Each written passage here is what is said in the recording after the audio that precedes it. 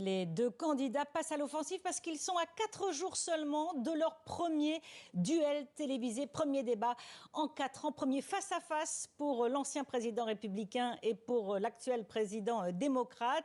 Et donc Joe Biden compte bien dans sa stratégie rappeler et répéter que Donald Trump a été condamné au pénal, premier ancien président des États-Unis à l'être. On saura le 10 juillet prochain s'il est condamné à une peine de prison pour avoir falsifié des documents comptables de son entreprise. Donald Trump, lui, évidemment, continue d'attaquer, comme il le fait toujours, Joe Biden, mais on sent depuis quelques jours un petit changement de ton. Donald Trump, qui attaque quand même sur l'âge, notamment, de son adversaire, eh bien, commence à prendre un petit peu plus au sérieux cet adversaire politique qu'est Joe Biden pour pouvoir donc préparer, montrer que ce débat à la télévision dans 4 jours est très important pour les deux camps. Et l'argent coule à flot, semble-t-il, Elisabeth. Les deux candidats ne lésinent pas sur les moyens.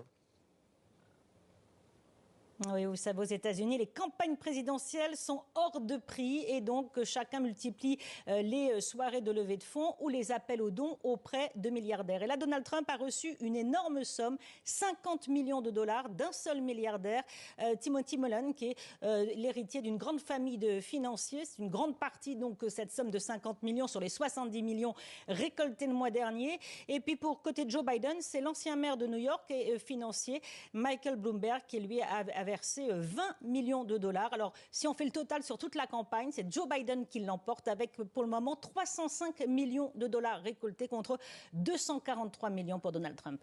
Et vous l'avez dit, Elisabeth, premier débat jeudi, c'est dans 3 jours. L'heure est aux préparatifs. Oui, ambiance très studieuse. Joe Biden est enfermé avec ses conseillers à Camp David, qui est la résidence présidentielle d'été à quelques kilomètres de Washington. Et donc, il étudie toutes les possibilités, tous les Donald Trump possibles, toutes les versions, le plus discipliné, le plus colérique. On se souvient qu'il y a 4 ans, eh bien, ça a été une ambiance électrique, le premier débat entre les deux candidats. Donc, d'ailleurs, les conditions étaient aménagées comme telles. Le micro de chacun sera fermé pour laisser l'autre parler. Il n'y aura pas de public, donc ce serait une ambiance très particulière, très disciplinée. Et puis Donald Trump, lui aussi, s'entraîne à argumenter et à attaquer son adversaire. Donc, beaucoup de préparation pour ce premier duel télévisé des deux candidats. Et un face-à-face que l'on suivra évidemment avec vous, Elisabeth. Elisabeth Guedel en direct de New York. Merci beaucoup.